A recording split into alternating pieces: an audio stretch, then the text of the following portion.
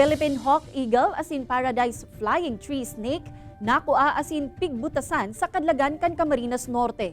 Mantang sa ruma na pawikan ang pigbutasan man sa baybayon kan Virac, Catanduanes. Uyaliwat si Veblen Reynes sa para sa report.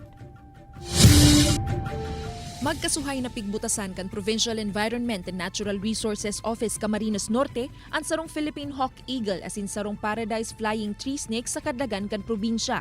Sigun sa personahes kan Penro, nadiskubre ang agila kan sarong residente sa maduot na parte kan Barangay Alawihaw Daet. Mantang sa Barangay Del Rosario Mercedes naman, nadukayan ang halas na haros sarong Metro Anlaba. Tulos man na pig-surrender kan mga residente sa ahensya ang nasambitan ng mga hayop na nasa marahemang subuot na kondisyon.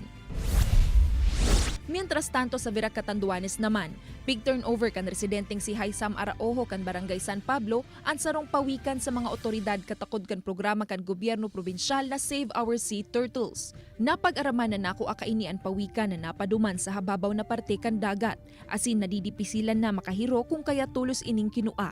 Pigbutasan man tulos ang pawikan sa baybayon kan barangay kapilihan kan nasabing banwaan. Padagos man ang pangapudan kan lokal na gobyerno sa mga nakakadakop nin pawikan na i-turn over ang mga ini sa personahes kan DENR. Ini si Veblen Reynes, Balitang Bicolandia.